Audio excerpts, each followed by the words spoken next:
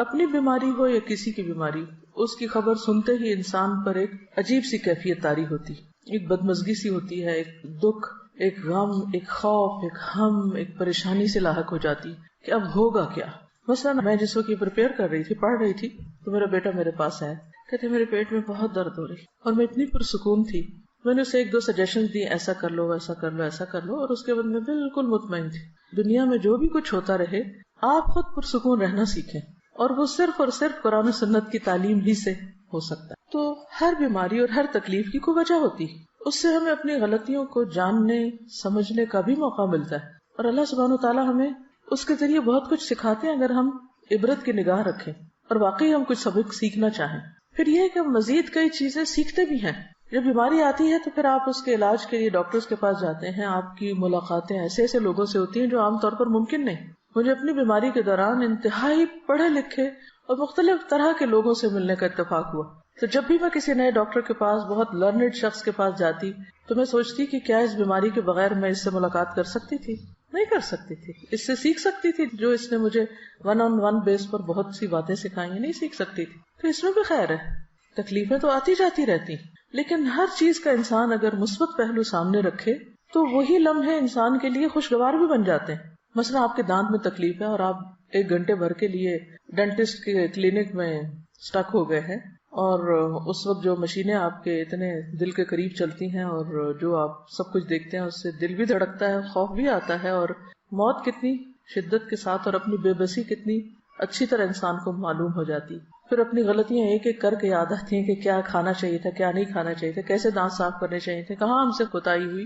اور پھر یہ ہے کہ مرنے کے بعد اور آخرت میں، اور انسان وہاں ایسا غور و فکر کرتا ہے کہ جو آپ اپنی مصروف روزمرہ کی زندگی میں کر ہی نہیں سکتے، کسی صورت میں نہیں کر سکتے. اسی طرح جب آپ مختلف کلینکس پہ جاتے ہیں تو بعض اوقات آپ ورسٹ کیسز دیکھتے ہیں. گھر میں رہ کے تو آپ ہی بیمار بنے ہوئے، لیکن باہر جاتے ہیں آپ دیکھتے ہیں کہ ہم سے زیادہ کس کس تکلیف اور مصیبت میں لوگ، تو اپنی تکلیف کم لگتی ہے اور شکر ادا ہوتا ہے. یعنی پھر انسان تکلیف پر شکر ادا کرنا سیکھتا ہے. اسی طرح لامتناہی فوائد ہیں، اگر آپ ان فوائد پہ غور کرنا چاہیں اور آپ ان کو جاننا چاہیں. ان سب پر غور کا فائدہ یہ ہوگا کہ آپ کے اندر ایک عجیب اطمینان اور ایک شکر کی کیفیت پیدا ہوگی اور آپ پرسکون ہو جائیں گے. آپ نے دیکھا ہوگا ایک شخص فوت ہوتا ہے تو دوسرا اس کے فوت ہونے کی خبر سن کے ہارٹ اٹیک میں فوت ہو جاتا ہے. ایسی خبریں بھی آپ نے پڑھی ہوں گی. تو چھوٹے چھوٹے غم اور تکلیفیں جو انسان پہ آتی رہتی ہیں، یہ انسان کو مضبوط بھی کرتی ہیں اور بڑی خبریں سننے کا ایک حوصلہ بھی پیدا کرتی ہیں. اور ایک نبأ عظیم بڑی خبر تو ہے ہی ہم سب کے سامنے،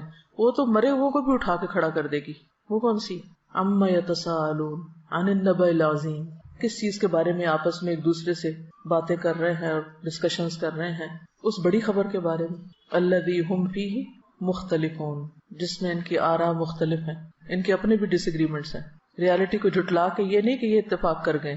کلا سیعلمون ثم کلا سیعلمون، ہرگز نہیں، عنقریب یہ جان لیں گے کہ حقیقت کیا تھی، پھر ہرگز نہیں، ضرور یہ جان لیں گے، انہیں چل جائے گا پتا کہ اصل حقیقت کیا تھی. تو ہم سب بھی جتنا اس دن کو بھلائیں، جتنا بھی ڈینائی کریں، لیکن بہت جلد ہم میں سے ہر ایک کو اس کی اصل حقیقت پتہ چل جائے گی. چھوٹی چھوٹی بیماریاں دراصل اس بڑی بیماری کی تیاری کا ایک حصہ بھی ہو سکتی. تو بہرحال بیماری انسان کے گناہوں کو بھی دور کرتی ہے، اللہ کی رضا کا بھی سبب بنتی ہے، کیونکہ منافق کو نہیں پتا ہوتا بیماری کیوں آئی اور کیوں چلی گئی، لیکن مومن جو ہے اس کے لیے بیماری میں بہت سارے سبق ہوتے ہیں. اور پھر اگر کسی کی بیماری کی خبر آپ سنتے ہیں، کسی عزیز پیارے کی، تو پھر آپ کے دل میں اگر ایک تڑپ اٹھتی کہ میں اس کے لیے کچھ کر سکوں، اس کی عادت کا آپ کے دل میں جذبہ آتا ہے. اس عادت پر کتنا زیادہ اجر ہے. اس کے بارے میں ایک حدیث آپ کے سامنے رکھوں گی. ابو اشعث کہتے ہیں کہ وہ دوپہر کے وقت مسجد دمشق کی جانب روانہ ہوئے. جامع دمشق بہت مشہور مسجد ہے، یعنی شام سیریا میں دمشق کے اندر ہی بہت بڑی، یعنی سینٹرل ماسک، اور یہ اس وقت سے ہے. راستے میں حضرت شداد بن اوس رضی اللہ عنہ سے ملاقات ہو گئی. صحابی ہیں، تو گویا دور صحابہ میں وہ مسجد آباد ہو چکی تھی. ان کے ساتھ سنابحی بھی تھے، نام ہے. میں نے پوچھا کہ اللہ تعالیٰ آپ پر رحم فرمائے، کہاں کا ارادہ ہے، کہاں جا رہے ہیں؟ انہوں نے فرمایا کہ یہاں ایک بھائی بیمار ہے، اس کی عیادت کے لیے جا رہے ہیں. چنانچہ میں بھی ان کے ساتھ چل پڑا. اچھا آپ جا رہے ہیں تو میں بھی ثواب کو مانوں. جب وہ دونوں اس کے پاس پہنچے تو اس سے پوچھا کہ کیا حال ہے. اس نے بتایا کہ میں نے اچھے حال میں صبح کی ہے. قال اصبحت بنعمت، ہیں بیمار لیکن کیا کہہ رہے ہیں؟ اصبحت بنعمت، اچھے حال میں صبح کی ہے. حضرت شداد نے فرمایا خوش ہو جاؤ، ابشر، کہ تمہارے گناہوں کا کفارہ ہو چکا اور گناہ معاف ہو چکے، کیونکہ میں نے نبی صلی اللہ علیہ وسلم کو یہ فرماتے ہوئے سنا ہے کہ اللہ تعالیٰ فرماتا ہے جب میں اپنے بندوں میں سے کسی مومن بندے کو آزماتا ہوں، یعنی اس کا امتحان لیتا ہوں، اور وہ اس آزمائش پر بھی میری تعریف کرتا ہے، اس تکلیف کے آنے پر بھی میری تعریف کرتا ہے، یہ اہم پارٹ ہے، تو جب وہ اپنے بستر سے اٹھتا ہے وہ اپنے گناہوں سے اس دن کی طرح پاک صاف ہوتا ہے جس دن اسے اس کی ماں نے جنم دیا تھا۔ اور اللہ تعالیٰ فرماتا ہے وَيَقُولُ الرَّبُّ عَزَّ وَجَلَّ أَنَا قَيَّدتُ عَبْدِي، میں نے اپنے بندے کو قید کیا۔ آپ سٹک ہو جاتے ہیں نا، قید ہو جاتے ہیں، کچھ کر نہیں پاتے، اٹھ نہیں سکتے، میں نے اپنے بندے کو قید کیا۔ وَابْتَلَيْتُهُ، اور میں نے اس کی آزمائش کی، اس کا امتحان لیا، اور اس نے کیا کیا؟ اس پر بھی شکر ادا کیا۔ یہ لکھا ہوا نہیں لیکن محذوف ہے، انڈرسٹوڈ ہے، تو اس کے لیے اب تم اجر کیا لکھو؟ وَأَجْرُ لَهُ كَمَا كُنْتُمْ تُجْرُونَ لَهُ وَهُوَ صَحِيحٌ، لہٰذا تم اس کے لیے ان تمام کاموں کا اجر و ثواب لکھو جو وہ تندرستی کی حالت میں کرتا تھا۔ آپ کے تہجد چھوٹ گئے، آپ کی تلاوت چھوٹ گئی، آپ کی خدمت خلق چھوٹ گئی جو آپ صبح صبح گھر والوں کی کرتے ہیں اٹھ کے، آپ کے بعض اوقات ایسی غنودگی ہوتی ہے آپ کے اذکار چھوٹ جاتے ہیں، اور آپ کو سب سے زیادہ تکلیف کس پہ ہو رہی ہوتی ہے بیمار ہونے کے بعد؟ میں اتنا محروم ہوں، یہ سارے لوگ اتنی اتنی نیکیاں کریں، خصوصاً اگر رمضان میں ہو جائیں یا حج پہ ہو جائیں، پھر تو اور بھی برداشت نہیں ہوتا کہ یا اللہ یہ کیا ہو گیا۔ تو اس وقت اللہ سبحانہ و تعالیٰ مہربانی کرتے ہیں جب عام بندے ساتھ چھوڑ دیتے ہیں۔ شرط ایک ہے، اور وہ کیا ہے؟ اس وقت بھی پازیٹیو رہو، اس وقت بھی اچھا ہی سوچو، اس وقت بھی اللہ کی تعریف کرو کہ یہ کسی مقصد کے بغیر نہیں آئی اور میرے گناہ دھل جائیں گے اور میرے لیے اس میں بھی فائدہ ہے، اجر و ثواب مل گیا بنا کیے بھی، اور بیماری کا اپنا ایک جو کفارہ ہوتا ہے یعنی گناہوں کی معافی وہ بھی ساتھ ہو گیا، دگنا اجر آپ نے کما لیا، یہ دوہری کمائی کر لی بیمار ہو کر۔ اور جبکہ ہم کیا سوچ رہے ہوتے ہیں کہ ہم لوزر ہیں، ہم تو کھو گئے، سب کچھ چھٹ گیا ہم سے، تو اس وقت بھی پریشان نہ ہو اور اللہ سے اچھی امید رکھیں، اچھا گمان رکھیں، تو اجر ہی اجر ہے، فائدہ ہی فائدہ ہے۔ اور یہ لفظ کتنا خوبصورت ہے کہ قیدت عبدی، بالکل آپ ایسا لگتا ہے نا قید ہو گئے، سب حرم جا رہے ہیں آپ نہیں جا سکتے، سب کھڑے ہو کے عبادت کر رہے ہیں آپ کھڑے نہیں ہو پا رہے، سب روزہ رکھے ہوئے آپ روزہ نہیں رکھ پا رہے، لیکن اللہ کے یہاں اجر لکھا جا رہا ہے۔ جب آپ گورنمنٹ جاب کرتے ہیں تو آپ کو سال میں کچھ سک لیوز ملتی اور وہ ود پے ہوتی، اسی طرح میٹرنٹی لیو بھی ود پے ہوتی، پھر کچھ ہاف پے پہ ہوتی، کچھ عرصے کے بعد وہ وداؤٹ پے ہو جاتی، اور کچھ عرصے کے بعد آپ کو جاب چھوڑنی پڑ جاتی۔ اللہ کے یہاں ایسا نہیں ہوتا، بیماری پر آپ کو ود پے لیو ملتی ہے، نماز اور کچھ نیکیوں سے جو آپ روٹین میں کر رہے ہوتے ہیں۔ ایک اور جگہ پر آتا کہ بخار جہنم کے جوش سے ہے اور یہ مومن کا آگ سے حصہ ہے، ام منکم الا واردھا۔ پھر اسی طرح ایک اور حدیث میں آتا ہے بخار جو تھا نبی صلی اللہ علیہ وسلم کی خدمت میں آیا اور عرض کیا مجھے اپنے لوگوں کے پیچھے بھیجیے، تو آپ نے انصار کے پاس بھیج دیا، ان کے ہاں 6 دن رہا، 6 دن رات، اور ان پر بخار بہت سخت واقع ہوا، بہت زیادہ بخار آیا ان کو، بخار ان کے گھروں میں گھس گیا، تو انہوں نے آپ سے شکایت کی۔ اس پر رسول اللہ صلی اللہ علیہ وسلم نے ان کے ایک ایک گھر اور ایک ایک کمرے میں جانا شروع کر دیا اور ان کے لیے عافیت کی دعا فرمائی۔ آپ صلی اللہ علیہ وسلم جب لوٹ رہے تھے تو ایک عورت آپ کے پیچھے آئی، اس نے عرض کیا قسم اس ذات کی جس نے آپ کو حق کے ساتھ مبعوث کیا ہے، میں انصار میں سے ہوں، میرے والد بھی انصار میں سے ہیں، جیسے آپ نے انصار کے لیے دعا کی ہے میرے لیے بھی کیجیے۔ آپ نے فرمایا کیا چاہتی؟ اگر چاہو تو میں تمہارے لیے دعا کروں کہ تم بخار سے محفوظ رہو، چاہو تو برداشت کر لو اور تمہیں جنت ملے گی۔ اس نے کہا میں صبر کروں گی اور جنت کو خطرے میں نہ ڈالوں گی۔ تو کچھ لوگ ایسے ہوتے ہیں کہ جو بیماری کو بہت صبر کے ساتھ اور اجر کی نیت سے برداشت کر جاتے۔ اس کے مطلب نہیں کہ انسان بیماری میں دعا نہ مانگے یا کسی کو دعا کے لیے نہ کہہ سکتا ہے، لیکن یہ یاد رکھے کہ اگر جتنا عرصہ اس کے لیے بیماری ہے یا بیماری میں مبتلا ہے وہ اس کے لیے اجر کا ذریعہ بن رہی ہے۔ نبی صلی اللہ علیہ وسلم نے فرمایا خوش ہو جاؤ، مومن کے مرض کو اللہ تعالیٰ کفارہ اور اپنی رضا کا سبب بنا دیتے ہیں، اور فاجر نافرمان گناہگار اس کا مرض ایسا ہے جیسے اونٹ کہ اس کے مالک نے اسے باندھ دیا اور اس کے بعد چھوڑ دیا، اسے نہیں خبر کیوں باندھا اور اسے نہیں پتا کیوں چھوڑا، بخار کیوں آیا اور کیوں گیا۔ وہ حدیث بھی یاد رکھیے کہ رسول اللہ صلی اللہ علیہ وسلم ام صائب کے ہاں تشریف لائے۔ آپ نے فرمایا اے ام صائب تجھے کیا ہوا، تم کانپ رہی ہو، جیسے ملیریا ہوتا ہے نا۔ اس نے عرض کیا بخار ہے، اللہ اس میں برکت نہ کرے۔ آپ نے فرمایا بخار کو برا نہ کہو، کیونکہ بخار بنی آدم کے گناہوں کو اس طرح دور کرتا ہے جس طرح بھٹی لوہے کے میل کچیل کو دور کر دیتی ہے۔ عبداللہ کہتے ہیں کہ میں رسول اللہ صلی اللہ علیہ وسلم کی خدمت میں حاضر ہوا. آپ اس وقت تیز بخار میں تھے. میں نے عرض کیا یا رسول اللہ آپ کو تیز بخار ہے؟ فرمایا ہاں مجھے تم میں سے 2 آدمیوں کے برابر بخار ہے. آپ کی بیماری عام لوگوں کے مقابلے میں دگنی ہوتی تھی کیونکہ آپ کے لیے اجر بھی زیادہ تھا. میں نے عرض کیا کہ اس سبب سے آپ کو دوہرا اجر ملے گا؟ فرمایا یہی بات ہے. جس مسلمان کو کانٹا چبھنے کی یا اس سے زیادہ کوئی تکلیف پہنچتی ہے اللہ تعالیٰ اس کے ذریعے اس کے گناہوں کو اس طرح دور کر دیتا ہے جس طرح درختوں سے پتے خزاں کے موسم میں. بخار مانگنا نہیں ہے لیکن آ جائے تو پریشان نہیں ہونا، گھبرانا نہیں، برا بلا نہیں کہنا. اور آپ کو پتا ہے کہ اس میں کئی بیماریوں سے شفا بھی ہے. جب بخار ہوتا ہے نا تو دراصل ہمارے اندر کے گندے مادے جو ہوتے ہیں وہ جل رہے ہوتے ہیں. وہ ایک کلینزنگ کا عمل ہوتا ہے اور عام طور پر یکایک شدید قسم کی ڈوز دے کر اس کو ٹھنڈا کر دیا جاتا ہے. جو گال بلیڈر میں وہ سٹونز بنتے ہیں، ایک حکیم صاحب نے مجھے بتایا تھا کہ وہ جب بخار کے ذریعے کچھ مادے اکٹھے ہو رہے ہوتے ہیں کچھ آرگنز میں، جب ایک دم آپ ٹھنڈا کرتے ہیں تو وہی مادے سٹون بن جاتے ہیں اور پھر وہ مزید بیماریوں کا سبب بنتے ہیں.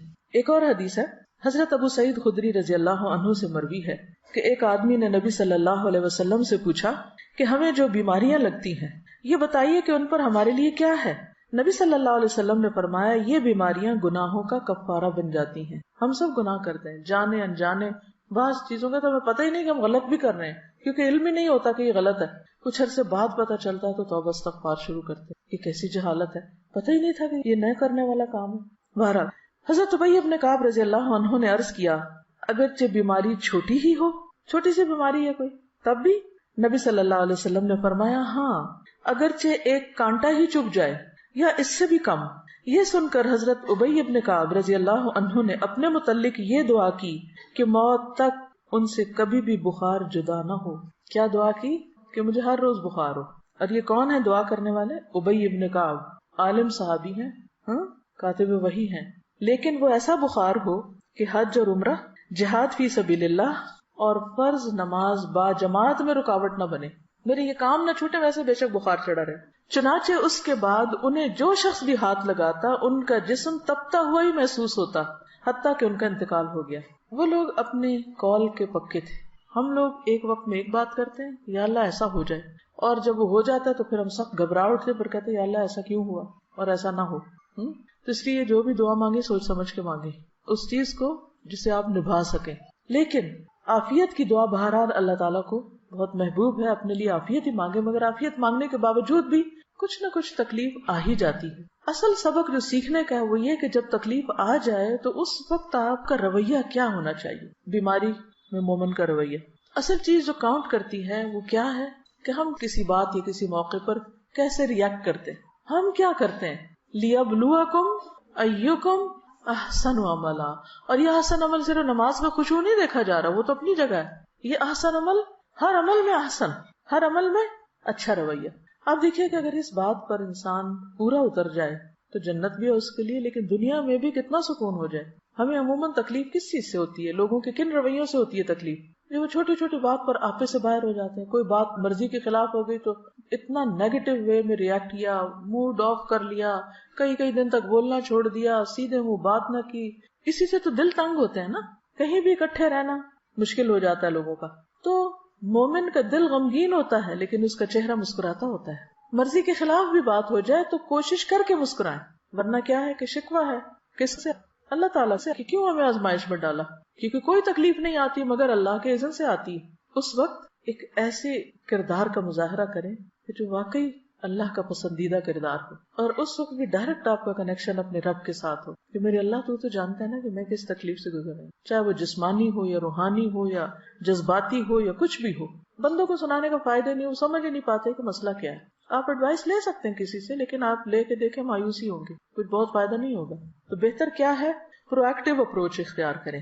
مثلاً روٹین میں جیسے اب قرآن مجید آپ پڑھ رہے ہیں اس کے ساتھ ایک تعلق ہے. آپ نے دیکھا ہوگا ہر روز جواب آتا ہے کہ نہیں؟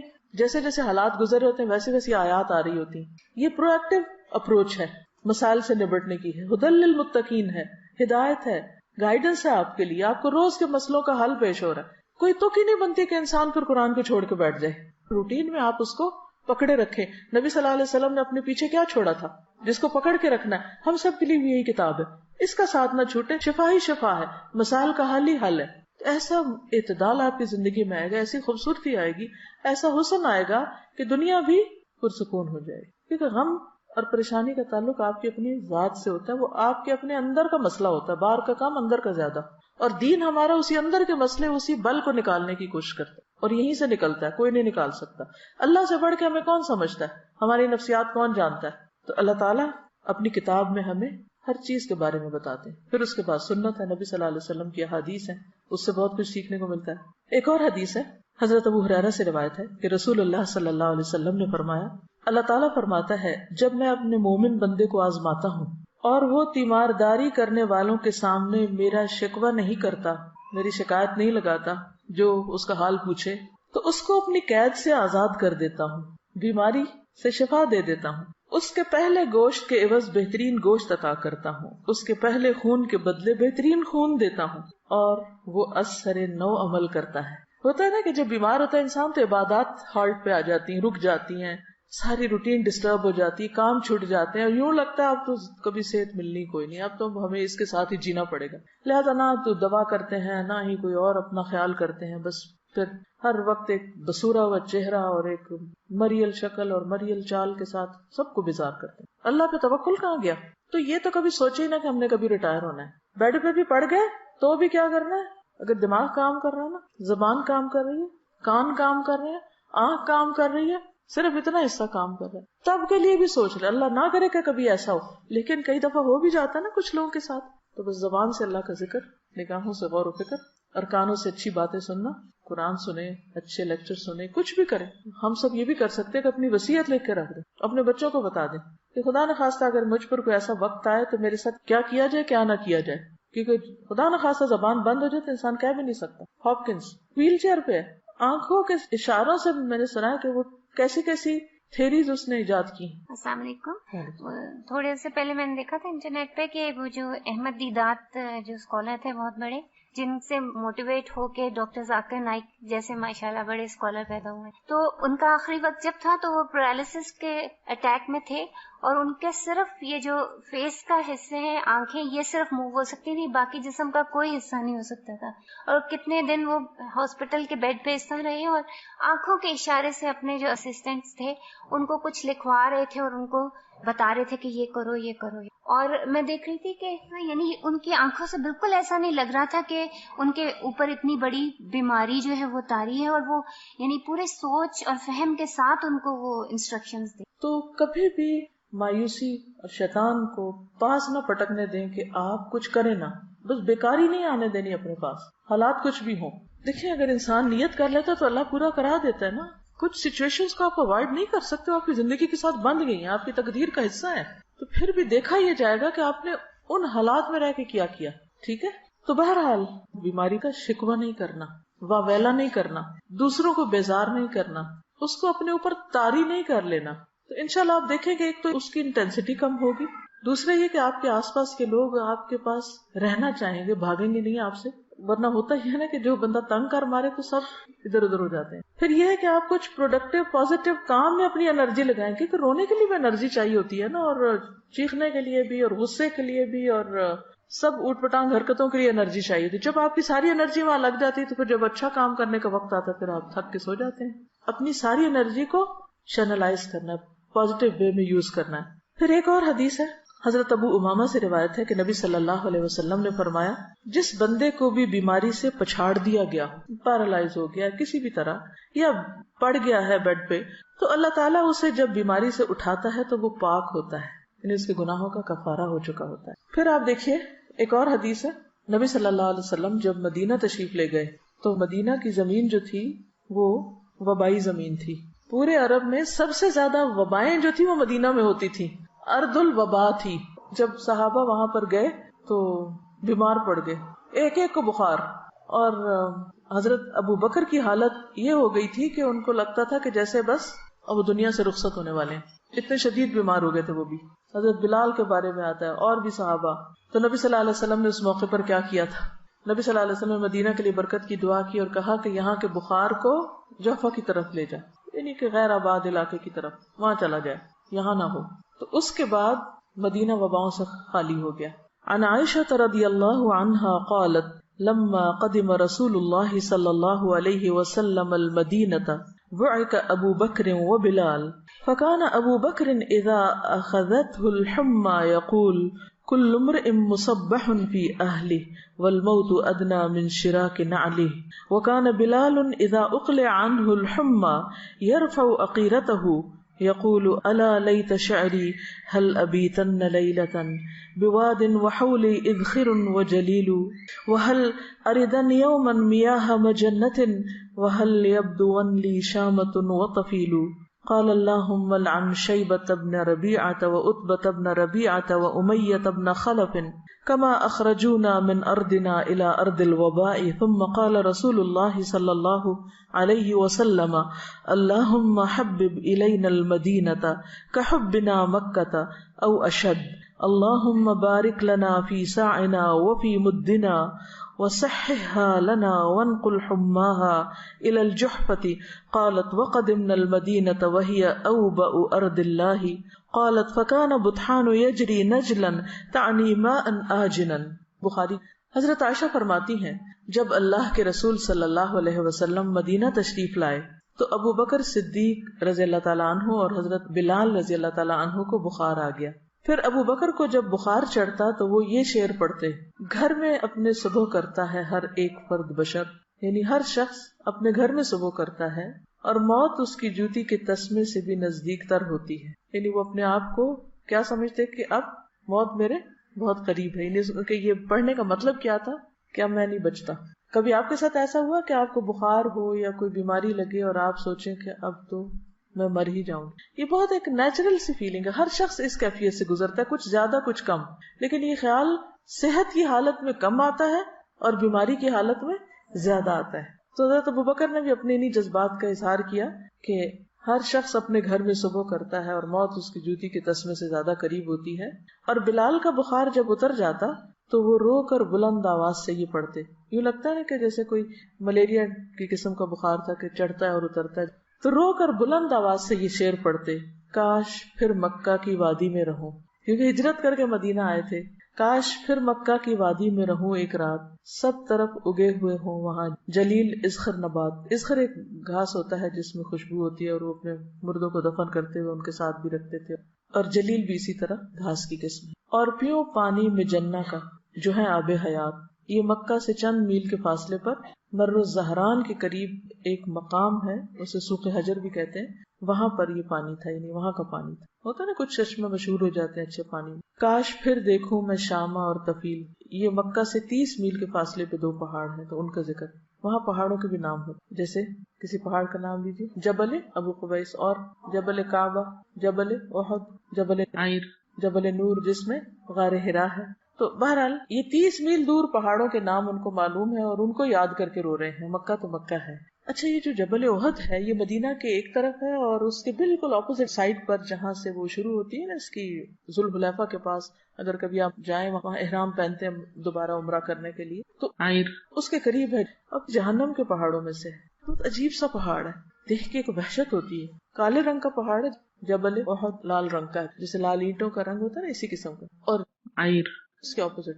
تو اس کو میں دیکھتی اور آنکھیں بند کرتی، دیکھتی اور آنکھیں بند کرتی، اور میں کہ یا اللہ تو محفوظ رکھنا اور یہ نہ ہمیں دکھانا، کیونکہ تپتی دھوپ کے اندر وہ کالے رنگ کا پہاڑ، اور پہاڑ کی بھی یوں چوٹی نہیں ہے، اوپر سے ایسے اسٹریٹ سا ہے، عجیب سا لگتا ہے دیکھ کے. تو یہ جہنم کے اندر ہوگا. اصل میں اللہ تعالیٰ نے دنیا میں انسان کو کچھ ایسی چیزیں دکھائی کہ جس سے وہ اپنے ان گھروں کو بھی یاد کر لے. ہوتا ہے نا کہ ہم جنت تو نہیں دیکھ سکتے، جہنم تو نہیں دیکھ سکتے، لیکن جب یہ کہا جاتا ہے کہ یہ ٹکڑا جنت کے ٹکڑوں میں سے ہے، یا پہاڑ جنت کے پہاڑوں میں سے ہے، یا یہ دریا جو ہے وہاں سے جاری ہوئے ہیں، اور یہ جہنم کی وادی میں سے ہے، تو پھر وہ ایک عجیب طرح کی فیلنگ آتی ہے جو خالی سنتے رہنے سے نہیں آتی، دیکھنے سے ایک اور بات بنتی ہے. تو بہرحال حضرت بلال جو تھے وہ یہ شعر پڑھا کرتے تھے اور کہا کہ اے میرے اللہ، شیبہ بن ربیعہ اور عتبہ بن ربیعہ اور امیہ بن خلف، ان مردودوں پر لعنت کر جنہوں نے ہمارے ملک سے ہمیں نکال کر وبا کے ملک میں دھکیل دیا. مدینہ کیا تھا؟ وبا کا ملک.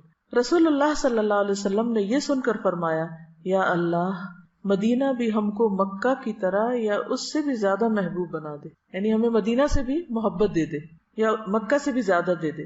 یا اللہ، ہمارے سا اور مد میں برکت دے دے، پیمانے ہیں، اور مدینہ کی ہوا صحت بخش کر دے. یہ جملہ غور کیجئے، مدینہ کی ہوا صحت بخش کر دے.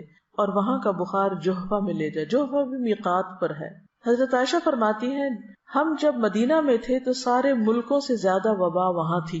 پھر فرمایا کہ مدینہ میں بطحان ایک نالا تھا، اس میں بہت ہی تھوڑا بدمزہ اور بدبودار پانی بہتا رہتا تھا، لیکن جب اللہ کے رسول صلی اللہ علیہ وسلم نے وہاں کے لیے دعا کی تو بہت سی نعمتیں وہاں پر اللہ تعالیٰ نے عطا کیا. اور یہاں آپ نے جو دعا کی نا بہت دلچسپ ہے کہ مدینہ کی ہوا صحت بخش کر دے. مدینہ کی ہم کہتے ہیں نا ایئر میں کچھ ہے، ایسے بولتے ہیں نا عام طور پہ، جیسے مکہ جاتے ہیں نا تو ایک دم فلو ہونے لگتا ہے یا کچھ، تو ہم کہتے ہیں یہ ایئر میں ہے، بس آپ کو چمٹنا اس میں کہیں بھی جا کے پکڑ لینا ہے. اسی طرح آپ نے یہ بھی دیکھا ہوگا کہ جب کوئی شخص ایک خاص علاقے میں رہ کر بیماری ہوتا چلا جائے تو عموماً کیا کہتے ہیں، جگہ تبدیل کریں.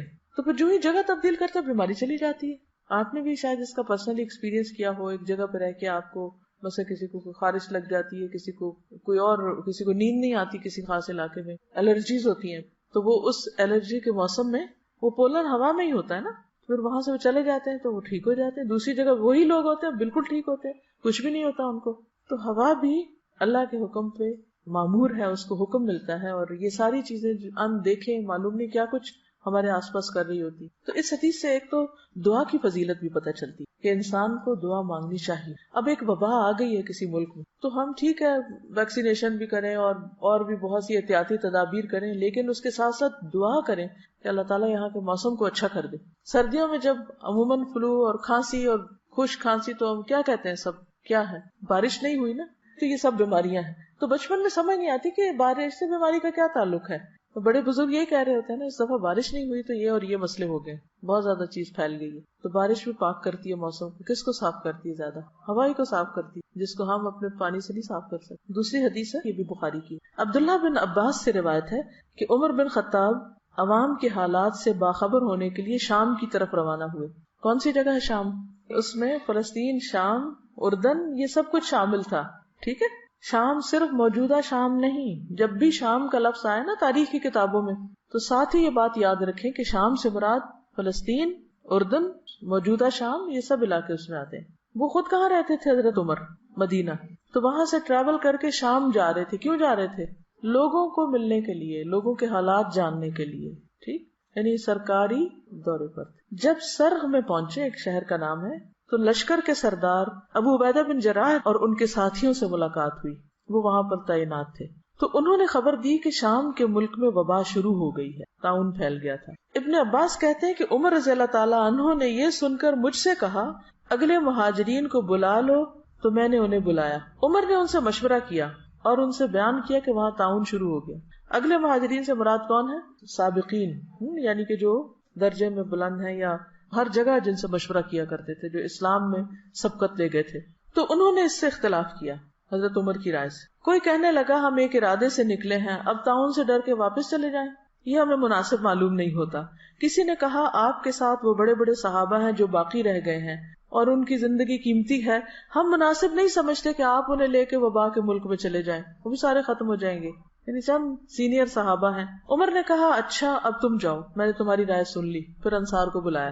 حضرت عمر نے ان سے مشورہ کیا. انہوں نے بھی مہاجرین کی طرح اختلاف کیا. کوئی کہنے لگا آگے بڑھو، کسی نے کہا لوٹ چلو. یعنی لوگوں کا اوپینین مختلف تھا. کوئی کہتا تھا نہیں جائیں گے، کوئی کہتا تھا نہیں واپس. اچھا، ایک بات تھی کہ صحابہ بہت سچے لوگ تھے. جو ان کے دل میں ہوتا تھا وہ ان کی زبان پہ، جو ان کی رائے ہوتی تھی وہ بے لاگ ہوتی تھی کہ یہ ٹھیک ہے یا نہیں ہے. پھر کہا یہاں قریش کے کچھ بوڑھے لوگ ہوں گے تو ان کو بلا لو، یعنی ان مہاجرین میں سے جنہوں نے مکہ فتح ہونے سے پہلے یا فتح مکہ پر ہجرت کی تھی. میں نے انہیں بلایا. انہوں نے ایک زبان ہو کر یہی رائے دی کہ آپ کا واپس جانا ہی مناسب ہے، واپس جائیں، اور وبائی ملک میں لوگوں کو لے جا کر پڑاؤ ڈالنا مناسب نہیں. یہ سنتے ہی حضرت عمر نے کیمپ میں منادی کرا دی کہ میں صبح کو اونٹ پہ سوار ہو کر مدینہ کی طرف لوٹوں گا. صبح ایسے ہی ہوا.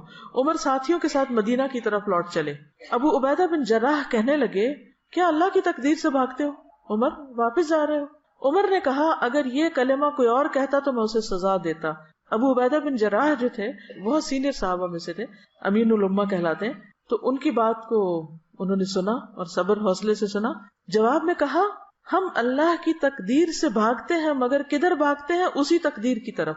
ابو عبیدہ یہ تو بتاؤ اگر تمہارے پاس اونٹ ہو اور تم ایک نالے پر پہنچو جس کے دونوں کناروں میں ایک کنارہ تو سرسبز ہو اور دوسرا سوکھا خشک، اور تم سرسبز کنارے میں اونٹ چراؤ تو یہ اللہ کی تقدیر سے ہوگا، اور اگر خشک کنارے میں چراؤ تب بھی اللہ کی تقدیر سے ہوگا. بہرحال تقدیر سے تو نہیں نکل سکتے. ابن عباس نے کہا اس کے بعد ایسا ہوا کہ عبد الرحمن بن عوف آئے. وہ ان مشوروں میں شریک نہیں تھے, کام کاج کے لیے کہیں گئے ہوئے تھے. انہوں نے یہ سب باتیں سن کر کہا میرے پاس تو اس مسئلے میں دلیل موجود ہے, تم لوگ آپس کی باتیں کر رہے ہو, میرے پاس ٹیکسٹ ہے, نص ہے. میں نے رسول اللہ صلی اللہ علیہ وسلم سے سنا. اس کی عربی بتا دیتی ہوں. اذا سمعتم به بارض فلا تقدموا عليه واذا وقع بارض وانتم بها فلا تخرجوا فرارا منه قال فحمد الله عمر ثم انصرف. مطلب کیا ہے کہ حضور صلی اللہ علیہ وسلم نے کیا فرمایا, وہ دلیل کیا تھی. آپ فرماتے تھے جب تم سنو کسی ملک میں وبا پھیلی ہوئی ہے تو وہاں نہ جاؤ, اور اگر اس ملک میں پھیلے جہاں تم ہو تو وہاں سے بھاگ کے مت جاؤ. یہ سن کر عمر اللہ کا شکر بجا لائے کہ ان کی رائے حدیث کے مطابق تھی, اور وہ مدینہ کو شر صدر کے ساتھ واپس لوٹ گئے. اس سے کیا باتیں پتہ چلتی کہ جہاں وبا پھیلی بھی ہو وہاں نہیں جانا چاہیے, اور اگر وہاں رہتے ہیں آپ تو وہاں سے بھاگ کر کہیں اور نہیں جانا چاہیے. وہ کیوں؟ وائرس دوسری جگہ منتقل ہو جائے گا. تو اس سے کیا پتہ چلتا ہے کہ ایسے مواقع پر احتیاطی تدابیر کرنا دین کے عین مطابق ہے, خلاف نہیں ہے. ٹھیک ہے, اپنے آپ کو ہلاکت کی جگہ سے بچانا, نقصان سے بچانا, اپنی جان کا دفاع کرنا, اپنے جسم بدن صحت کا دفاع کرنا, یہ بھی دین کا حصہ ہے. اس میں مجھے جو بہت زیادہ بات فیسینیٹ کی حضرت عمر کی شخصیت کے اوپر ہے کہ نکلے ہیں, مسئلہ پیش آیا ہے, خود سے ہی نہیں فیصلہ کر لیا. کیا کیا؟ سب سے اکٹھا نہیں کیا, ایک سے کیا, دوسرے سے کیا, کیونکہ اگر بہت بڑا گروپ ہو مشورہ دینے والا تو وہ پھر صرف بحث مباحثہ شروع ہو جاتا ہے. تو انہوں نے مہاجرین سے الگ کیا اور انصار سے الگ کیا, پھر ان میں سے بھی جو سلیکٹڈ لوگ تھے ان سے پھر الگ کیا, پھر اس سب کے بعد جو سن کے ان کی رائے بنی اس پر عمل کیا, اور پھر عبد الرحمن بن عوف نے جب حدیث سنائی تو اس پر شکر ادا کیا. ایک اور بات پتہ چلتی ہے کہ صحابہ جو تھے اللہ کے رسول صلی اللہ علیہ وسلم کی بات آنے کے بعد کوئی اختلاف نہیں کرتے. اب وہ جو کہہ رہے تھے کہ نہیں چلو آگے ہی چلو, انہوں نے جب سنا کہ نبی صلی اللہ علیہ وسلم نے یہ فرمایا تو پھر کہیں نہیں ملتا کہ حضرت عمر کو کسی نے برا بلا کہا ہو یا کسی اور کو. ورنہ تو ہمارے یہاں کیا ہوتا ہے, اگر کسی نے کوئی ایسا فیصلہ کر لیا تو ساری زندگی اس کو تانے دیے جاتے ہیں کہ تم نے کیا کیا, تم بزدل, فلاں موقع پہ بھاگ گئے تھے. بعض اوقات سارے لوگ کچھ کہہ رہے تھے, ایک شخص کی رائے بڑی صائب ہوتی, تو یاد رکھیں کہ بعض اوقات کسی معمولی انسان کی رائے جو ہے وہ اتنی صائب ہوتی ہے کہ بڑے بڑے عقل مند پیچھے رہ جاتے. اس سے اللہ تعالیٰ یہ بھی دکھاتا ہے کہ تم عقل کل نہیں ہو, اور سارا علم تمہارے ہی پاس نہیں ہے, اور ساری سمجھ کے مالک صرف تم نہیں ہو, کوئی اور بھی ہو سکتا ہے. اس لیے بھی ضروری ہے کہ کوئی معمولی درجے کا شخص ہو یا کوئی بہت اعلیٰ, دونوں کو توجہ دی جائے. میں نے ایک روایت سنی تھی, مجھے نہیں معلوم اس کا کیا درجہ تھا کیا نہیں, بہت چھوٹی تھی جب سے یہ بات سنی تھی کہ اگر آپ کسی شخص کی کنگھی استعمال کریں گے تو آپ اور اس کے درمیان اختلاف پڑ جائے گا. مجھے اس بات میں ایک حکمت نظر آئی, چاہے اس کی کوئی شرعی دلیل یا کوئی طبی دلیل نہ بھی ہو, لیکن بات یہ ہے کہ کنگھی ایک پرسنل یوز کی چیز ہے. بعض لوگوں تو گھر میں ایک کنگھا رکھا ہوتا ہے, برش, سارا گھرانہ اسی سے کر رہا ہوتا ہے. ایک آیا وہ شیشے کے آگے کھڑا ہوگا, دوسرا آیا اسی نے یہ خوب لڑتے ہیں آپس میں. لڑائی کس لیے ہوتی ہے کہ اس میں ایک یہ حقیقت ضرور ہو سکتی ہے کہ ایک میلا چھوڑ گیا, ایک نے بال اس میں چھوڑ دیے, پھر وہ گما دی, اٹھائی یہاں سے رکھی کہاں, تو وہ پھر یہ چیزیں لڑائی کا سبب بن جاتی ہے. اس میں کئی اور اسباب ہو سکتے, ضروری نہیں کہ وہ اس کے اندر کچھ گھس جاتا ہے جو لڑنے کے قابل بنا دیتا ہے بندے کو. پھر اسی طرح حضرت عقبہ بن عامر سے روایت ہے کہ نبی صلی اللہ علیہ وسلم نے فرمایا, دن بھر کا کوئی عمل ایسا نہیں ہے جس پر مہر نہ لگائی جاتی ہو. یعنی وہ ایک طرح سے ریکارڈ ہو رہا ہے, سیو ہو رہا ہے ڈیٹا سارا. چنانچہ جب مسلمان بیمار ہوتا ہے تو فرشتے بارگاہ الہی میں عرض کرتے ہیں کہ پروردگار, تو نے فلاں بندے کو روک دیا ہے, حبستہ, اسے قید کر دیا, اب وہ کچھ کر نہیں سکتا, دوڑ نہیں سکتا. اللہ تعالیٰ فرماتا ہے کہ اس کے تندرست ہونے تک جیسے اعمال وہ کرتا ہے ان کی مہر لگاتے جاؤ, یا یہ کہ وہ فوت ہو جائے. یعنی روٹین میں جو وہ کرتا تھا, بیمار ہو گیا تب بھی وہ مہر لگاتے جاؤ انہوں نے ایریاز میں. آپ کی ڈیلی ڈائری جو ہے اس پہ اسٹیمپ لگتی جاتی ہے. شرط کس بات کی ہے کہ آپ ایک روٹین میں ریگولر کچھ نہ کچھ کرتے رہیں, تاکہ فرشتوں کو بھی پتا ہو کہ کون سے تھے وہ کام جو آپ نہیں کر پا رہے. اب ایک اور حدیث میں آتا ہے, رسول اللہ صلی اللہ علیہ وسلم نے فرمایا, جب کوئی بندہ بیمار ہوتا ہے یا سفر میں جاتا ہے تو اس کے وہ تمام عمل لکھ دیے جاتے ہیں جو وہ حالت قیام اور زمانے تندرستی میں کیا کرتا تھا. اور صبر کا اجر کہ قیامت کے دن جب آزمائش والوں کو ان کی مصیبتوں کا بدلہ دیا جائے گا تو اہل عافیت تمنا کریں گے کاش ان کی کھالیں دنیا میں کینچیوں سے کاٹ دی جاتی, تاکہ ایسا اجر ملتا ہے جو صبر کرنے والوں کو ملا ہے. اور پھر جو بیماری پر صبر کر جائے تو اس کے لیے جنت ہے. جیسے وہ ایک خاتون آپ کی خدمت میں حاضر ہوئی اور اس نے کہا کہ اللہ کے رسول صلی اللہ علیہ وسلم مرگی کا دورہ پڑتا ہے مجھے، تو آپ دعا کیجئے کہ میں ٹھیک ہو جاؤں. تو فرمایا کہ اگر تم چاہو تو میں کر دیتا ہوں، ورنہ اس کے بدلے تمہارے لیے جنت ہے. اس نے کہا کہ ٹھیک ہے، میں یہ نہیں کہتی مگر یہ کہ میرا پردہ جو کھل جاتا وہ نہ کھلے. تو آپ نے اس حصے کے لیے دعا کر دی. پھر اسی طرح جنت میں بھی درجات کی بلندی کا سبب ہے بیماری. محمد بن خالد اپنے دادا سے، جنہیں نبی کریم صلی اللہ علیہ وسلم کی صحبت کا شرف حاصل تھا، یعنی صحابی تھے، وہ نقل کرتے ہیں کہ ایک دن وہ اپنے کسی مسلمان بھائی سے ملاقات کے ارادے سے نکلے عیادت کے لیے. راستے میں ان کی بیماری کا پتہ چلا تو ان کے پاس پہنچ کر کہا کہ میں آپ کے پاس ملاقات کے لیے، عیادت کے لیے اور خوشخبری دینے کے لیے آیا ہوں. 3 کام: ملاقات، عیادت اور خوشخبری سنانے ہیں. اس نے پوچھا یہ ساری چیزیں ایک جگہ کیسے جمع ہو گئی؟ انہوں نے جواب دیا کہ میں جس وقت نکلا تھا اس وقت آپ سے ملاقات کا ارادہ تھا، بس ملنے آ رہا تھا. راستے میں آپ کی بیماری کی خبر سنی تو عیادت کی نیت بھی کر لی. اور رہی خوشخبری تو وہ یہ ہے کہ میں نے نبی صلی اللہ علیہ وسلم کو یہ فرماتے ہوئے سنا ہے کہ جب اللہ کے ہاں کسی بندے کا مقام اور مرتبہ اس درجے سے آگے بڑھ جاتا ہے جہاں تک اس کا عمل نہیں پہنچتا، تو اللہ تعالیٰ اسے جسمانی، مالی یا اولاد کی طرف سے کسی آزمائش میں مبتلا کر دیتا ہے، پھر اسے اس پر صبر بھی عطا کر دیتا ہے، یہاں تک کہ وہ اس درجے تک جا پہنچتا ہے جو اس کے لیے طے ہو چکا ہوتا ہے. یعنی آپ ہر وقت جنت الفردوس مانگتے ہیں، روتے ہیں کہ یہ کرنا تھا کر نہیں پائے. یعنی کئی لوگوں کو لٹرلی روتے ہوئے دیکھا ہے جو واقعی سچے دل سے کہتے ہیں کہ ہمارا دل چاہتا ہے ہم یہ بھی کریں، یہ بھی کریں، یہ بھی کریں، لیکن ہم اسے ہو نہیں پا رہا. کبھی بچے چھوٹے ہیں، کبھی بیماری آ گئی ہے، کبھی کوئی اور وجہ بن گئی، عمل نہیں ہو پا رہا، کام کر نہیں پا رہے، کرنا چاہتے ہیں. اب عمل کے ساتھ تو اس درجے کو پا ہی نہیں سکتے کیونکہ وہ وقت نہیں ہے، موقع نہیں ہے، یا قابلیت نہیں یا صلاحیت نہیں. اب یہ گیپ ہے، ابھی کچھ قدم باقی ہیں، تو اللہ تعالیٰ کیا کرتے ہیں؟ کوئی آزمائش بھیج دیتے ہیں، بندہ اس پہ صبر کر جاتا ہے. اس آزمائش کی وجہ سے وہ فاسٹ لفٹ پہ بیٹھ کے اوپر چلا جاتا ہے. قرآن پڑھنے کا سب سے بڑا فائدہ یہ کہ انسان کی ہائی تھنکنگ ہو جاتی کہ میں اس درجے کو پہنچوں. اور اگر صحابہ کی زندگی آپ پڑھیں تو اور بھی اس کو مہمیز لگ جاتی، کیونکہ وہ بہت مختلف طرح سوچتے تھے. وہ کبھی کبھی اپنی ڈریمز شیئر کرتے تھے. ڈریم سے مراد اپنے جو آئندہ کے خواب کے، کیا کریں، کہاں پہنچیں، کیسی موت آئے، کہاں جائیں. تو حیرت ہوتی ہے کہ سوچتے بھی کیسے تھے، ہم کو تو سوچنا بھی نہیں آتا. کیونکہ جو لوگ خواب دیکھتے ہیں وہی منزل پہ پہنچتے ہیں، اور اللہ پہنچا دیتا ہے، کسی بھی طرح پہنچائے. تو جب ایک طریقے سے نہیں پہنچ پاتے تو اللہ تعالیٰ کو اور طریقہ بتا دیتا ہے، اس سے نہیں تو ایک اور اس سے نہیں تو کسی اور. بس اللہ کی رضا پہ راضی ہونا سیکھ جائیں. لیکن یہ سب ہوگا اگر آپ کی تھنکنگ پازیٹیو ہوگی، ہوپ فل رہیں گے. جب مایوسی آنے لگے کہیں میرے لیے ناممکن، اللہ کے لیے سب ممکن، وہ کر سکتا وہ کرے گا. تو اس لیے بس مانگتے رہا کریں، سوچتے رہا کریں، آگے بڑھتے رہا کریں. آپ سمجھے کہ اللہ تعالیٰ نے کام کے ذریعے نہیں، بیماری کے ذریعے مجھے اوپر لے کے جانا ہے اگر میں نے صبر کیا. اب بے چینی چھوڑیں، اللہ کی رضا پہ راضی ہو جائیں. وہ دکھ تکلیف تو ہوگی مگر راضی، یا اللہ میں راضی. تو انشاءاللہ آپ دیکھیں گے کہ وہ جو اندر کا ایک سکون ہے وہ نہیں ڈسٹرب ہوگا، اسے برقرار رکھنا ہے. اچھا، اس کا مطلب یہ نہیں کہ کوئی بیماری آئے تو علاج ہی نہ کریں. علاج اور کوشش اور اس پر جو مال لگتا ہے یا ایفرٹ لگتی ہے وہ بھی اجر کا باعث ہے، کیونکہ اللہ نے کوئی بیماری نہیں اتاری جس کے لیے شفا نہ اتاری ہو. تو شفا کا حصول جو ہے اور اس کی کوشش جو ہے وہ کوشش بھی باعث اجر، اور اللہ کے حکم پر عمل کرنا ہے. دیکھیے دین کے سارے معاملات میں اصل چیز اطاعت ہے. کیوں نہیں ہے کہ اچھا ابھی تو کہا گیا تھا کہ اگر کوئی بیمار ہوگا تو اتنا اجر ہے، تبھی کہا جا رہا ہے دوائی لے لو، تو میں کیوں دوائی لوں؟ نہیں، یہ بھی اللہ ہی کا حکم ہے. وہ صبر بھی اللہ کا حکم تھا، وہ شکر بھی اس کا حکم تھا، یہ دوا کھانا بھی اللہ کا حکم ہے. ٹھیک ہے نا. پھر اسی طرح یہ ہے کہ دوا کے علاوہ دعا، انی مسنی الضر وانت ارحم الراحمین. ابراہیم علیہ السلام نے کہا تھا وَإِذَا مَرِضْتُ فَهُوَ يَشْفِينِ. اور اپنی زبان میں دعا. اب یہ نہیں کہ جو ابراہیم علیہ السلام نے کہا وہ ایوب علیہ السلام نے کہا، ہر ایک نے اپنی اپنی بات کی جو ان کے دل میں آئی. پھر اللہ نے غذائیں جیسی پیدا کی ہیں اس کو بھی.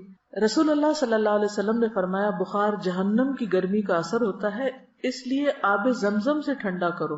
لہٰذا بخار کے مریضوں کو اگر دوا کے طور پر آب زمزم پلائیں تو انشاءاللہ ان کو فائدہ ہوگا. ٹھیک ہے.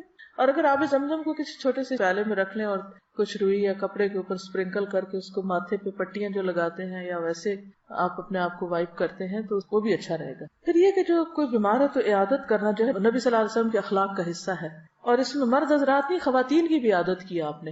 ام علا کہتی ہیں میں بیمار تھی، رسول اللہ صلی اللہ علیہ وسلم میری بیمار پرسی کے لیے تشریف لائے. فرمایا ام العلا خوش ہو جاؤ، اللہ تعالیٰ مسلمان کی مرض کی وجہ سے اس کے گناہ اس طرح صاف کر دیتے ہیں جیسے آگ سونے اور چاندی کے کھوٹ کو ختم کر دیتی ہے. اچھا، ایک اور بڑی دلچسپ بات جو مجھے بھی ریسنٹلی پتا چلی وہ یہ کہ مریض کو کھانے پینے میں مجبور نہ کرو.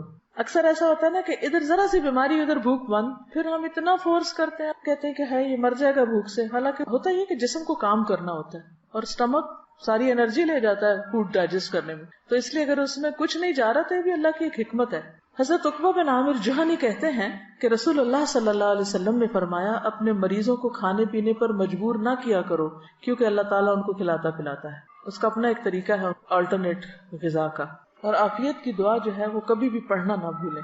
ہمارا کلچر ایسا ہے کہ اس میں پریشان ہونا ایک لازمی حصہ ہے. اللہ سے عافیت کی دعا کرتے رہیں اور اللہ کی نعمتوں کو یاد کرتے رہیں، شکر گزار رہیں، خوش رہیں. ایک سوال ہے، مجھے خود کو پرسکون رکھنے والی بات سمجھ نہیں آئی. کم از کم میری تکلیف تو مزید بڑھ جائے گی جب میں کسی پر اعتماد کرتے ہوئے اسے اپنی تکلیف بتاؤں اور وہ آگے سے پرسکون بیٹھا رہے اور کوئی ہیلپ نہ کرے. میرے خیال ہے جو شخص پرسکون ہوتا ہے وہ بہتر ہیلپ کر سکتا ہے بجائے اس کے جو بالکل سنتے پینک ہو جائے اور اپنے ہوش و حواس کھو بیٹھے. جو اپنی مدد نہیں کر سکتا وہ کسی دوسرے کی مدد کیسے کر سکتا ہے؟ آپ نے دیکھا کبھی کہ ڈاکٹرز کتنے پرسکون ہوتے ہیں؟ اگر ڈاکٹرز حال دہائی مچا دیں تو مریض کا کیا ہوگا؟ مریض کہے کہ یہ بہت مہربان ڈاکٹر ہے، اس کو تو میری وجہ سے رونا ہی آ گیا اور وہ تو کچھ کر ہی نہ سکا. تو یہ تو ہمدردی نہیں. جتنے اچھے ڈاکٹرز ہوتے ہیں اتنے ہی سکون کے ساتھ اپنا کام کرتے ہیں. وہ مریض کی توجہ کے ساتھ بات سنتے ہیں، اس کو سمجھتے ہیں، اس کو اعتماد دیتے ہیں، اس کا مسئلہ حل کرتے ہیں، اس کی مدد کرتے ہیں. بے حس ہونا اور پرسکون ہونا یہ دو مختلف چیزیں ہیں، ان میں فرق رکھیے. آپ کو جو کنفیوژن ہو رہی ہے وہ اس وجہ سے ہو رہی ہے کہ آپ ان دو کو مکس کر رہی ہیں. بے حسی کیا ہے کہ کسی بات کا اثر ہی نہ ہونا، اور پرسکون رہنا کیا ہے کہ اثر تو ہونا مگر اس کو اپنے اندر اس طرح کنٹرول کر لینا کہ جس کا ان نیسیسری فس نہ کریٹ کیا جائے اور دوسروں کو پریشان نہ کیا. احادیث کے آخر میں ریفرنس بھی بتا دیا کریں. مجھے شک نہیں کہ آپ کوئی غیر درست سنائیں گی، صرف اطمینان قلب کے لیے کہہ رہی ہوں.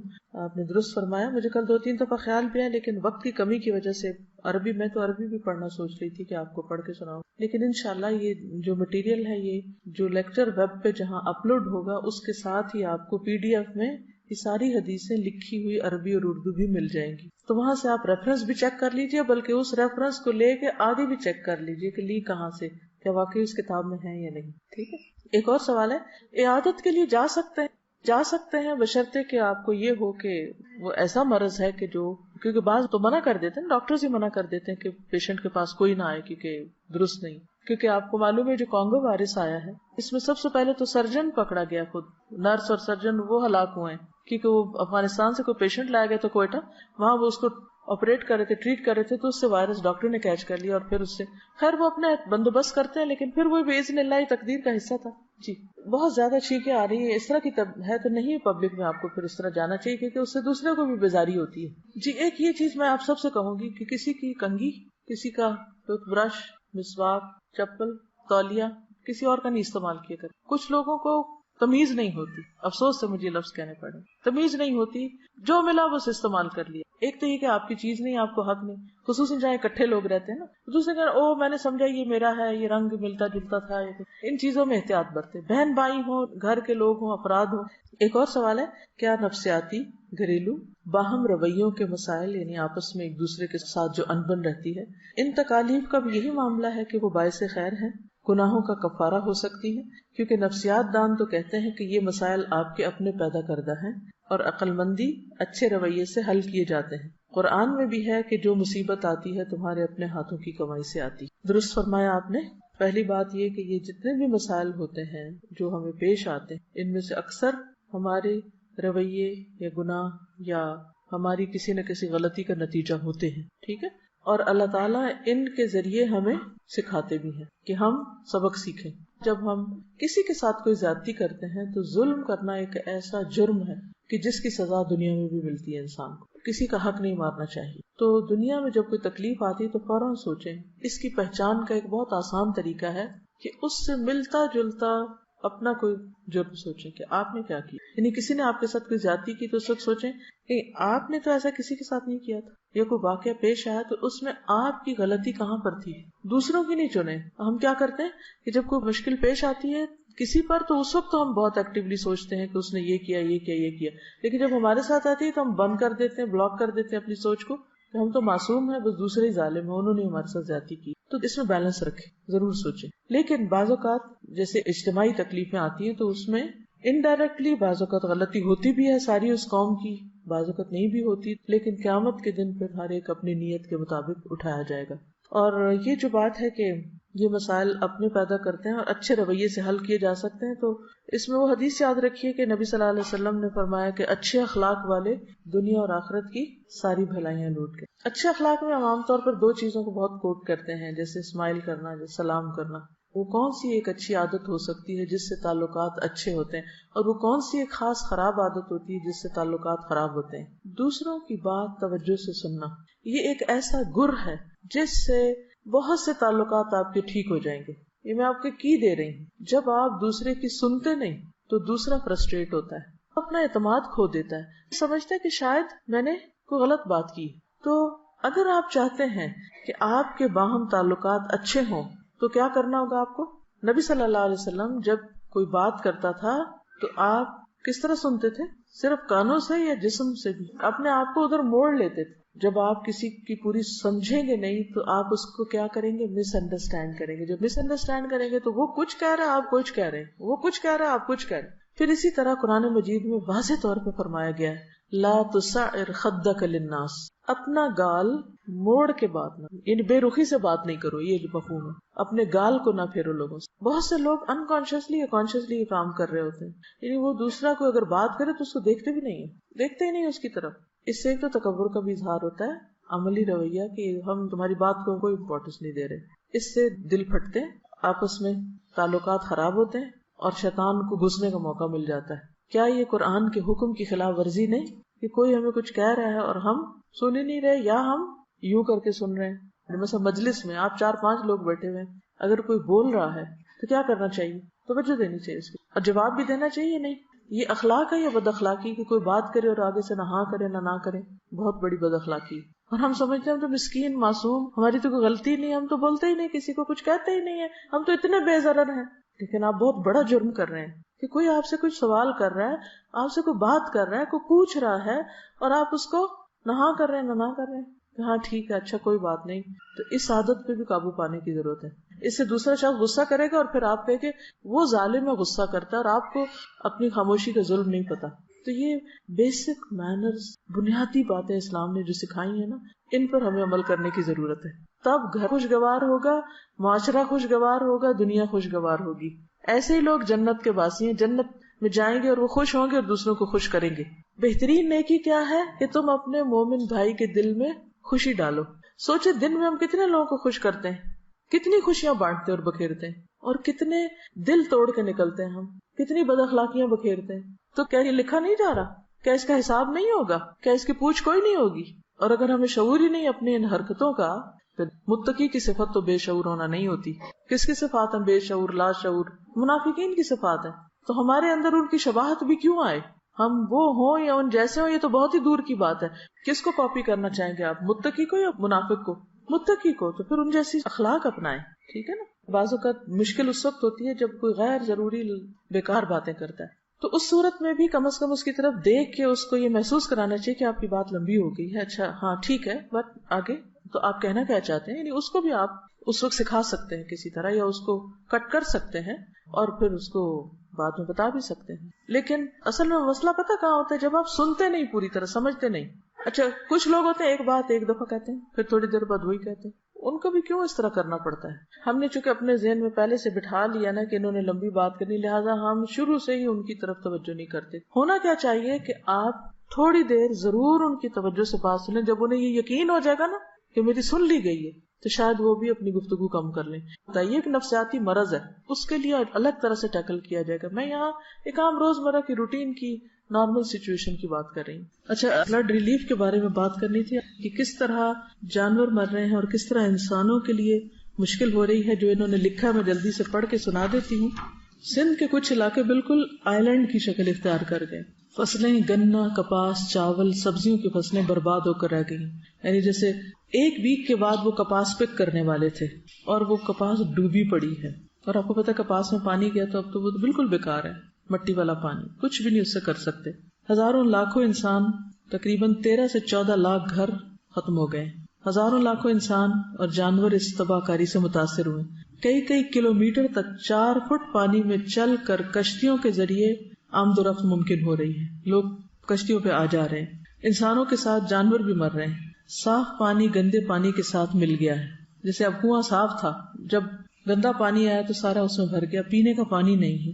اس سے بہت سے لوگوں میں آنتڑیوں کے مرض وغیرہ بھی پیدا ہو گئے. ہسپتال کچھ تو ڈوب گئے ہیں، یا پانی اس طرح ہے کہ لاکھوں کی مشینیں تباہ ہو گئی ہیں، بہہ گئی ہیں اس میں.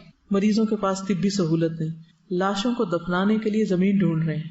کشتیوں میں لاشیں ساتھ اپنے رکھی ہوئی ہیں. دور ٹیلوں پہ جا کے لوگ ان کو دفنا آتے ہیں. گھروں میں کھانا نہیں، چیزیں نہیں، کیونکہ بہت ساری ہماری آبادی تو ایک دن کا کماتی ہے اور اسی دن کھاتی، اور اگلے دن کام نہیں تو کھانا بھی نہیں. تو ان سب کی مدد کے لیے بہت سے ادارے کام کر رہے ہیں. جہاں بھی آپ کام مدد دینا چاہیں، آپ کے دل تسلی ہو، آپ کریے، لیکن کچھ نہ کچھ ضرور کیجیے. الہدا کی جو کراچی کی ٹیم ہے وہ وہاں سے خشک کھانا، کمبل، دوائیاں اور ترپال، پانی کے فلٹر، مچھر مار دوائیاں اور زندگی کی بنیادی سہولتیں جو ہیں، ضروریات جو ہیں، وہ بذریعہ ہیلی کاپٹر یا کشتیوں کے یا پیدل پہنچانے کا انتظام کر رہی ہیں. تو آپ جو بھی اس کام میں حصہ ڈالنا چاہیں آپ ڈال سکتے ہیں. اپنی اپنی کلاسز میں جمع کر لیجئے، پھر اکٹھا کر دیجئے اور روز کے روز ہم ان کو بھیج سکتے ہیں. دوسرا یہ ہے کہ اگر آپ اپنے کسی رشتہ دار کو باہر کے ملک میں بتانا چاہتے ہیں کہیں بھی، تو ویب سائٹ کے اوپر پورا ایڈریس موجود ہے. یہ ایڈریس بھی ہے، اس کو ہم باہر لگوا سکتے ہیں تاکہ اسی اکاؤنٹ میں پھر پیسے جائیں، اور جو بھیجیں اس کی انٹیمیشن ضرور دے دیں تاکہ وہ اس کام کے لیے لگ جائیں. تو اللہ تعالیٰ ہم سب کو کچھ کرنے کی توفیق عطا فرمائے. بینک ٹرانسفر کا پورا لکھا ہوا بھی ہے اس کے اوپر ویب سائٹ پر. ان کا سوال یہ ہے کہ کیا ہم پیسوں کے علاوہ کچھ کائنڈ یا چیزیں وغیرہ بھی بھیج سکتے ہیں. بات یہ ہے کہ ابھی سڑکیں ڈوبی پڑی ہیں، ٹوٹی پڑی ہیں، ٹرک نہیں چل سکتے. اب کشتیوں پہ اگر ہم بہت سا سامان اٹھا کے رکھیں بھی تو انسانوں کے لیے پوری نہیں. جس پہ 40 بٹھا سکتے اس پہ 80 لوگ بیٹھے، ان کے بھی ڈوبنے کا خطرہ ہے. تو ہم سامان نہیں بھیج سکتے ابھی. اس میں یہ ہے کہ جیسے کل جہاں یہ گئی تھی، وہ لوگ 4 ٹن روزانہ 4 ٹن چاول پکا کے ان کو پیک کر کے کشتیوں پہ دور بھیج دیتے ہیں، جہاں سے لوگ آ نہیں سکتے سارے واپس کہیں کام کے لیے، کھانے کے لیے. اسٹک ہیں لوگ مختلف جگہوں پر. تو اس کے لیے ضروری ہے کہ ہم سب اپنا حصہ ڈالیں، کیونکہ صدقہ بلاؤں کو ٹالتا ہے. ان پر احسان نہیں ہوگا، خود اپنے آپ پر ہوگا. بہرحال اب اجازت. اوکے، جزاکم اللہ خیرا. سبحانک اللہم و بحمدک، نشہد ان لا الہ الا انت، نستغفرک و نتوب الیک. السلام علیکم و رحمۃ اللہ وبرکاتہ.